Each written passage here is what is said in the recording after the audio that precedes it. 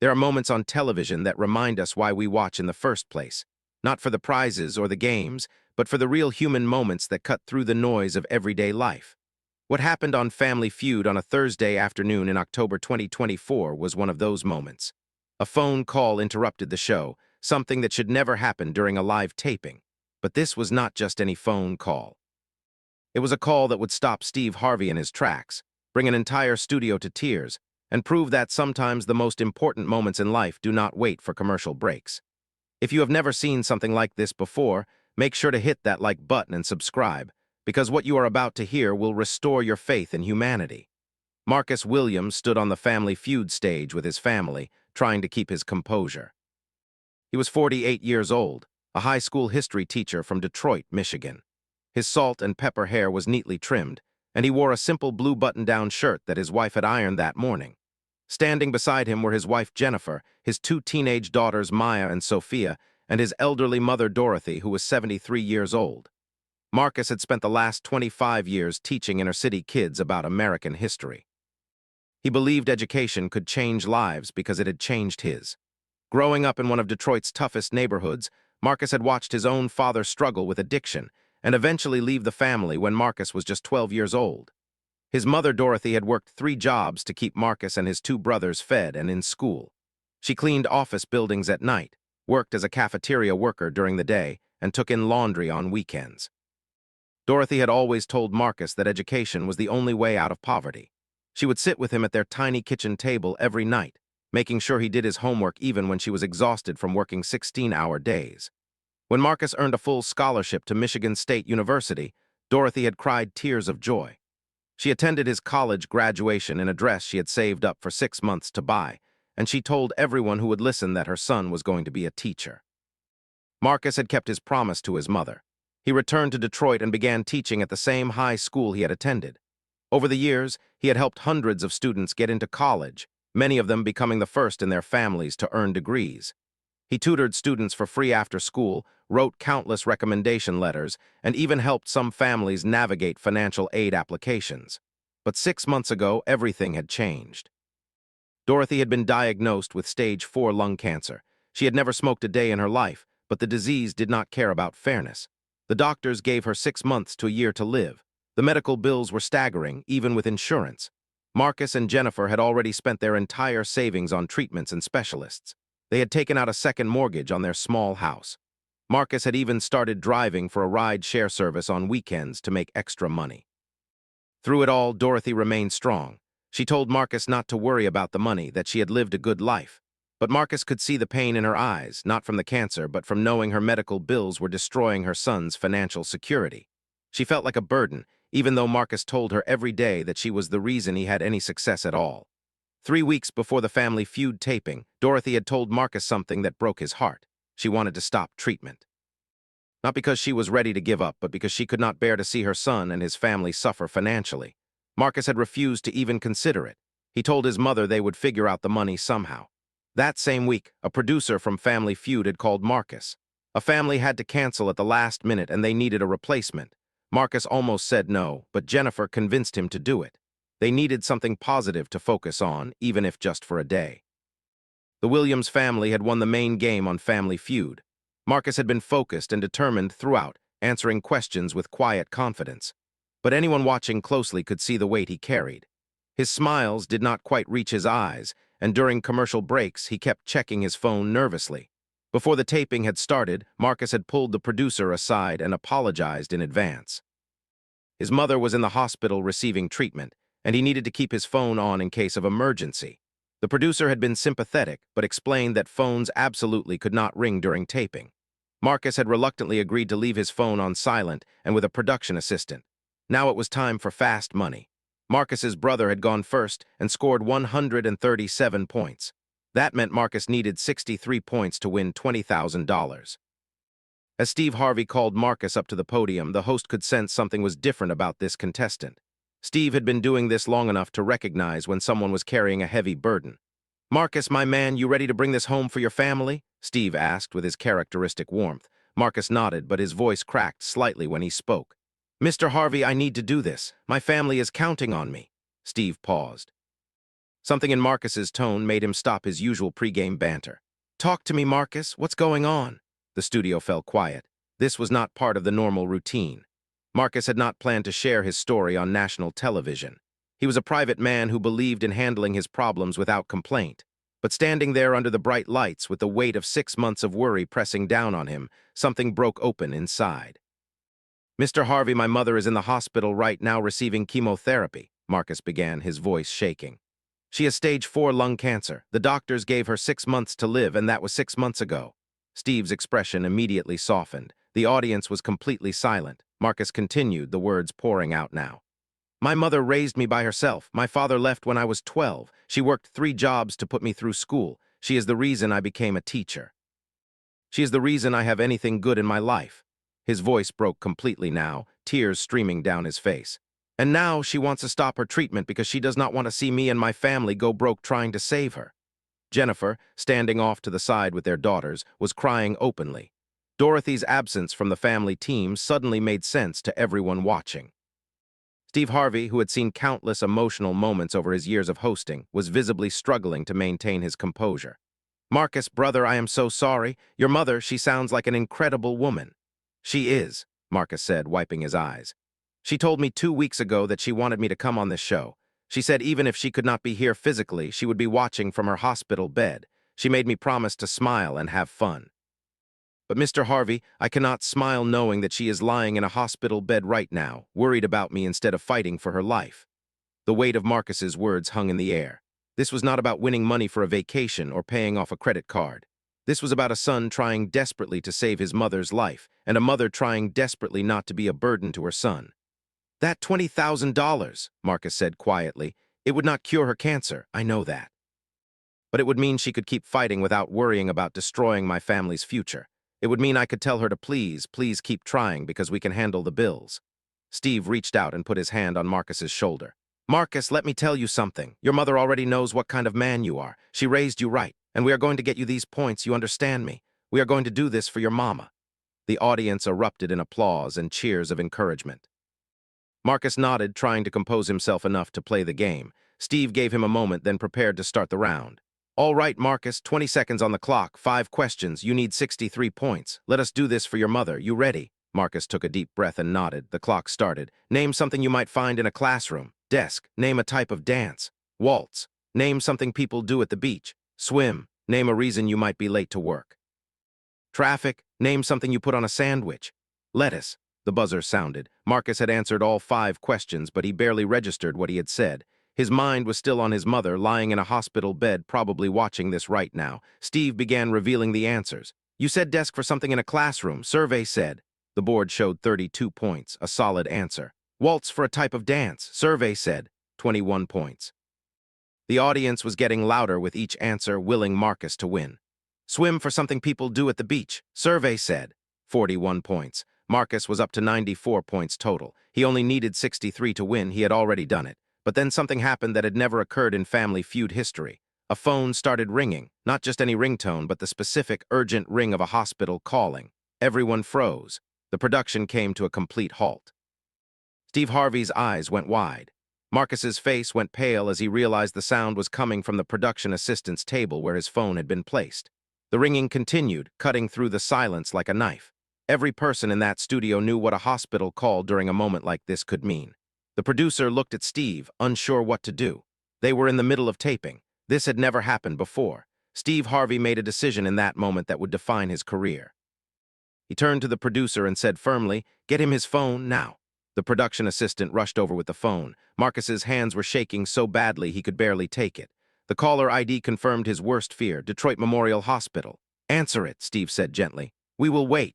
Marcus answered the call with trembling hands, his voice barely a whisper. "Hello, this is Marcus."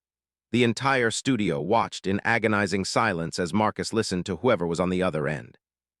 His face went through a series of emotions, fear, confusion, and then something that looked like shock. After what felt like an eternity but was probably only 30 seconds, Marcus lowered the phone. He was crying, but these were different tears than before. Steve, not knowing what to expect, asked carefully, "Marcus, what is it?" Marcus could barely speak. When the words finally came out, they were choked with emotion. They said my mother's latest scans, the tumors, they are shrinking." Significantly, the treatment is working. The doctors are saying she might. She might actually beat this. The studio exploded. The audience leaped to their feet, cheering and crying simultaneously. Steve Harvey, tough, composed Steve Harvey, had tears streaming down his face. Jennifer and the girls rushed onto the stage, surrounding Marcus in a family embrace. But Steve was not done. As the celebration continued, he raised his hands to quiet the audience. Hold on, hold on. We still have two more answers to reveal. Everyone had forgotten about the game in the emotional chaos of the phone call. Steve continued with tears in his eyes. You said traffic for a reason you might be late to work. Survey said 33 points. And you said lettuce for something you put on a sandwich. Survey said 27 points. Marcus had scored 154 points in his round alone. The family's total was 291 points, one of the highest fast money scores in the show's history. But the money was no longer the important thing. Marcus stood there, surrounded by his family, having just learned that his mother, his hero, the woman who had sacrificed everything for him, was going to survive. The timing of that phone call, coming at that exact moment during this taping, seemed like more than coincidence to everyone present. Steve addressed the cameras directly, his voice thick with emotion. Ladies and gentlemen, I have hosted this show for many years. I have seen families win money, lose money, celebrate, and cry, but I have never seen anything like what we just witnessed. That phone call was not an interruption. That was divine intervention. He turned to Marcus. Your mother is not just watching you from a hospital bed. She is going to be here to see you spend this money. She's going to be here to continue being the incredible woman who raised a man willing to sacrifice everything for her. Steve then did something unprecedented. He asked the producers to bring out a chair and set up a video call right there on stage. Within minutes, they had Dorothy on the screen, live from her hospital room.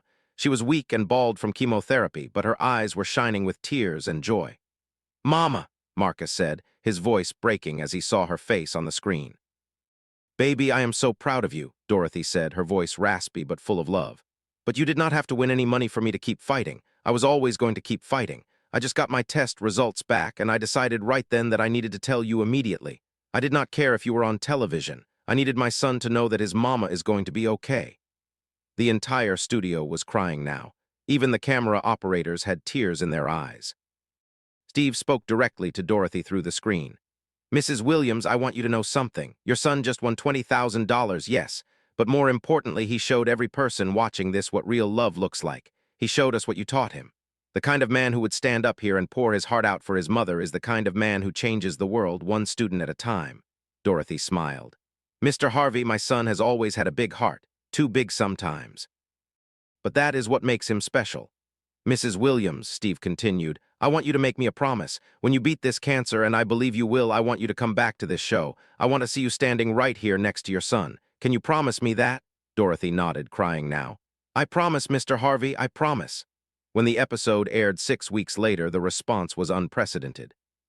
The clip of the phone ringing and the subsequent revelation went viral within hours.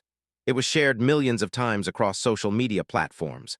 News outlets picked up the story, running segments about the incredible moment on Family Feud when a mother's good news interrupted her son's game show appearance. But the real impact went far beyond views and shares. Within 24 hours of the episode airing, something extraordinary began to happen.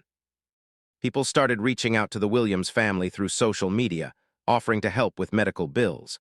A GoFundMe page that Jennifer had quietly set up months earlier suddenly received thousands of donations. Within a week, strangers had contributed over $300,000 to help cover Dorothy's treatment costs. Marcus and Jennifer were overwhelmed by the generosity. They tried to keep up with thanking people individually, but quickly realized it was impossible. Instead, Marcus posted a video message expressing the family's gratitude and announcing that any money beyond what they needed for Dorothy's care would be donated to help other families facing cancer treatment costs. Steve Harvey kept his connection with the Williams family. 2 weeks after the episode aired, he called Marcus personally. He had been thinking about Dorothy's story and Marcus's work as a teacher. Steve's foundation was going to create a scholarship program in Dorothy's name, providing college funding for students from Detroit's inner-city schools who demonstrated the same determination and heart that Marcus had shown throughout his life. 3 months later, Dorothy's cancer was in remission. The doctors were amazed by her progress. She credited the positive news from that phone call with giving her the emotional boost she needed to keep fighting through the difficult remaining treatments. She said knowing that Marcus could stop worrying about the money allowed her to focus entirely on getting better. 6 months after the taping, as Steve had requested, Dorothy returned to Family Feud. This time she was not watching from a hospital bed. She was standing on the stage, healthy and radiant, her hair growing back in silver curls. Steve welcomed her with a hug that lasted several seconds.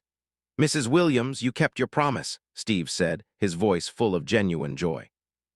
"I told you I would," Dorothy replied with a smile. "I am a woman of my word." This return visit became another special episode. Dorothy shared her journey with cancer, her gratitude for the outpouring of support, and her pride in her son. She also revealed something that brought tears to everyone's eyes once again. Before her diagnosis, she had started writing her life story, wanting to leave something for her grandchildren. During her treatment, inspired by the response to Marcus's appearance, she had finished it. The book, titled 3 Jobs and a Dream, A Mother's Journey, was published 8 months after her Family Feud appearance.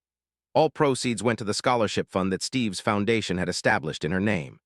The book became a surprise bestseller, resonating with readers who saw in Dorothy's story a reflection of their own parents' sacrifices or their own struggles to provide for their children. Marcus continued teaching, but the episode had changed his life in unexpected ways. Schools across the country invited him to speak about education, perseverance, and family values. He became an advocate for teachers' rights and better health care coverage. He shared his story not for fame, but because he believed it could help others understand the impossible choices families face when dealing with serious illness. The scholarship program in Dorothy's name grew beyond anyone's expectations. In its first year, it provided full college tuition for 15 students from Detroit. By the third year, it had expanded to help 50 students annually. Many of these students went on to become teachers themselves, inspired by Marcus's example and grateful for the opportunity Dorothy's story had created. The Detroit school where Marcus taught renamed their library the Dorothy Williams Learning Center. Dorothy attended the dedication ceremony, giving a speech to the students about the importance of education and never giving up on your dreams, no matter how difficult life becomes. She told them about working 3 jobs and studying with her son at their kitchen table, and how those sacrifices had been worth every tired moment. 4 years after that historic phone call on Family Feud, Dorothy was declared cancer-free. The doctors called her recovery remarkable. She called it a blessing. Marcus called it a miracle. Whatever the explanation, Dorothy had beaten stage 4 cancer, defying the original prognosis that had given her less than a year to live. The Williams family used their experience to help others facing similar challenges. Jennifer started a support group for families dealing with cancer treatment costs, providing not just emotional support, but practical advice on navigating the complex world of medical billing and insurance. The group met monthly at their church and grew to include dozens of families.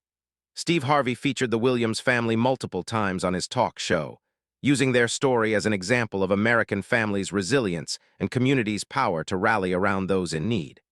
He often said that the phone call moment was the most genuine, unscripted, and powerful piece of television he had ever been part of. 5 years later, the original episode remained one of the most watched Family Feud clips of all time. It was used in medical schools to discuss the psychological impact of good news on patient outcomes. It was referenced in sociology classes as an example of viral compassion and community support. It was shared in churches as a testament to faith and perseverance. But perhaps the most meaningful impact was on the hundreds of students whose lives were changed by the Dorothy Williams Scholarship. Many of them had stories similar to Marcus's: single parents, financial struggles, determination to break cycles of poverty through education. Each scholarship recipient received not just money, but also mentorship from Marcus and other teachers in the program. One of these students, a young woman named Jasmine, spoke at the scholarship program's 5th anniversary. She shared how she had watched the Family Feud episode the night before her own mother's cancer diagnosis. Seeing Marcus's strength and Dorothy's survival had given her family hope during their darkest time. Now she was graduating from college, the first in her family to do so, planning to become a teacher herself. Marcus and Dorothy attended Jasmine's graduation together. As they watched her walk across the stage, Dorothy leaned over to her son and whispered, "This is what it was all for." Every long night, every sacrifice. It created ripples that keep spreading. The relationship between the Williams family and Steve Harvey evolved into a genuine friendship. Steve visited Detroit several times, always making sure to stop by Marcus's school and talk to students. He attended Dorothy's 70th birthday celebration, bringing along the video footage from that famous phone call moment. which they watched together and laughed and cried over. During that birthday celebration, Steve revealed something he had never shared publicly. After that episode aired, he had received thousands of letters from viewers sharing their own stories of family sacrifice, medical struggles, and the power of not giving up. He had been so moved that he had expanded his foundation's mission to include medical assistance for families in crisis. The Williams family had inspired not just a scholarship program, but a broader movement of support. 10 years after the phone call heard around the world, Marcus retired from full-time teaching. He did not stop working, however. He became the director of the Dorothy Williams Foundation, which had grown from a scholarship program into a comprehensive support network for families facing both medical and educational challenges. The foundation helped families navigate cancer treatment, provided college scholarships, offered tutoring programs, and created support groups for caregivers. Dorothy, at 83 years old, remained active in the foundation's work. She visited schools, spoke at fundraisers, and personally called every scholarship recipient to congratulate them. She often joked that surviving cancer had given her a second career as a motivational speaker. The original $20,000 Marcus won on Family Feud had long since been spent on medical bills and family needs. But the impact of that moment, of that phone call, of that unscripted human connection had generated millions of dollars in support for others and had touched countless lives across the country. Media historians marked the episode as a turning point in reality television. It demonstrated that authentic human emotion and real stakes would always resonate more deeply than manufactured drama.